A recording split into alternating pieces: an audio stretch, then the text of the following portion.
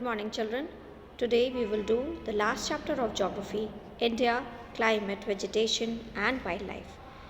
You read in newspapers daily and watch on TV or hear others talking about weather. You must know that weather is about day to day changes in atmosphere. It includes changes in temperature, rainfall, and sunshine, etc. For example, as such, it may be hot or cold, sunny or cloudy, windy or calm. You must have noticed that when it is hot continuously for several days, you don't need any warm clothing. You also like to eat or drink cold things. In contrast, there are days together you feel cold without woolen clothes when it is very windy and chilly. You would like to have something hot to eat. So you can see the change that now if you talk about present context, we like to have something hot and we wear woolen clothes to cover ourselves or protect ourselves from the cold weather. Same ways when we talk about summers, that time we like to have something cold like ice. We love ice creams, cold drinks, and we like to wear cotton clothes so that we do not feel very hot. Broadly, the major seasons recognized in India are cold weather season, that is winter, December to February, hot weather season, that is summer, that is from March to May, southwest monsoon season, that is rainy, June to September, season of retreating monsoon, that is autumn, October and November, cold weather season or winter. During the winter season, the sun rays do not fall directly in the region. As a result, the temperatures are quite low in northern India. Hot weather season or summer. In the hot weather season, sun rays more or less directly fall in this region. Temperature becomes very high. Hot and dry winds called loo blow during the day. In the summers, we feel that we come to know that because of the loo, somebody has been struck because of the sun heat stroke and all and has fallen ill. So we know and you are aware of the wind which is known as loo. Let's have okay.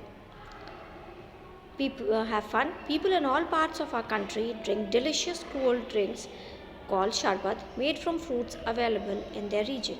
They are excellent thirst quenchers and protect our bodies from ill effect of the harsh loo. Have you tried sharbat made from raw mango, bale, lemon, tamarind, kokum, falsa, watermelon and buttermilk made from curds?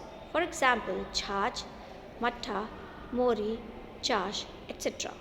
Many make banana and mango milkshakes too. After a hot summer, the first rain brings much joy. All our language have melodious song on rain. They sound happy and bring cheer. Learn 2 songs on rain and sing them together. Write or collect 5 poems on rain. So this is something for your fun part. And if the school would have opened, we would have done this. Southwest monsoon season or rainy season. This rainy season is marked by the onset and advance of monsoon. The winds blow from Arabian Sea and Bay of Bengal towards the land. They carry moisture with them. When these winds strike the mountain barriers, rainfall occurs. So, what happens is that when this wind blows, they from the Arabian Sea and Bay of Bengal towards the land, they carry moisture with them. And when they find, like for example, if you like, you can say.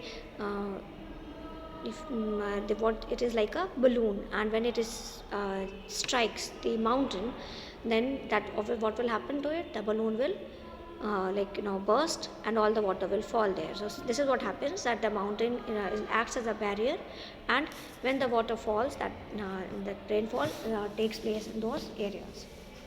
Season of retreating monsoon or autumn. Winds move back from the mainland to the Bay of Bengal. This is a season of the retreating monsoons.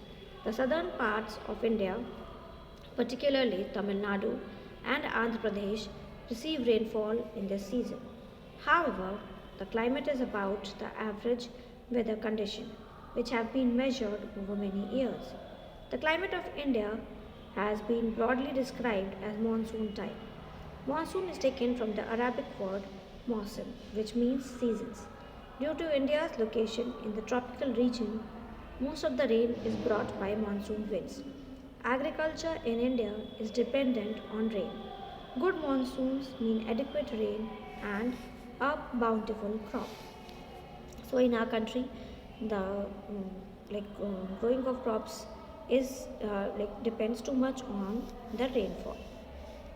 The climate of a place is affected by its location, altitude, distance from the sea, and relief.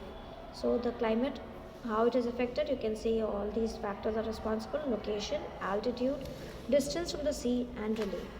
Therefore, we experience regional differences in the climate of India. Jaisalmer and Bikaner in the desert of Rajasthan are very hot, while Dras and Kargil in Jammu and Kashmir are freezing cold. Coastal places like Mumbai and Kolkata experience moderate climate. They are neither too hot nor too cold. Being on the coast, these places are very humid. Morsarjan in Meghalaya receives the world's highest rainfall, while in particular year it might not rain at all in Jaisalmer in Rajasthan. So it all depends on these conditions, and here we have talked about different places which have effect, and they are having different climate in the same time, right? Natural vegetation, we see a variety of plant life in our surroundings.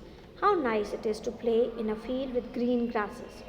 There are also small plants called bushes and shrubs like cactus and flowering plants, etc. Besides, there are many tall trees, some with many branches and leaves like neem, mango, or some which stand with few leaves such as palm. The grasses, shrubs, and trees which grow on their own without interference or help from human being are called natural vegetation. Do you wonder how these differ from each other? Different types of natural vegetation are dependent on different climatic conditions, among which the amount of rainfall is very important. Due to varied climatic conditions, India has a wide range of natural vegetation. So, because of the difference in the climatic condition. Why are forests necessary? Forests are very useful for us. They perform various functions. Plants release oxygen that we breathe and absorb carbon dioxide. The roots of the plant bind the soil. Thus, they control soil erosion. Forests provide us with timber for furniture, fuel, wood, fodder, medicinal plants, herbs, lark, honey, gum, etc. So we can say that how important a forest is. Forests are the natural habitat of wildlife.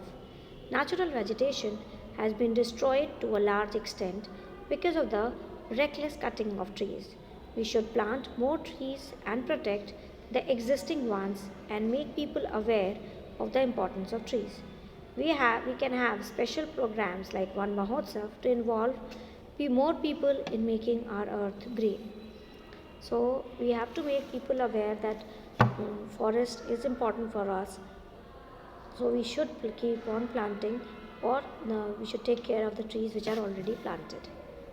Leela's parent planted a sapling of neem to celebrate her birth. On each birthday, a different sapling was planted. It was watered regularly and protected from severe heat, cold, and animal. Children took care not to harm it. When Leela was 20, 21 beautiful trees stood in and around her house. Birds built their nest on them. Flowers bloomed, butterflies fluttered around them. Children enjoyed their fruits, swung on their branches, and played in their shade. So obviously, when we can understand the importance of tree when you are walking in sun and suddenly you come under the shade of a tree. So you can then you feel how important it is to plant a tree. Forests are home to variety of wildlife. There are thousands of species of animals and a large variety of reptiles, amphibians, mammals, birds, insects, and worms which dwell in the forest. The tiger is a national animal. It is found in various parts of the country. Gir Forest in Gujarat is the home of Asiatic lions.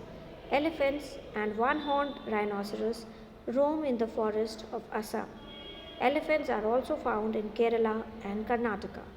Camels and wild asses are found in the Great Indian Desert and the Run of Kutch, respectively.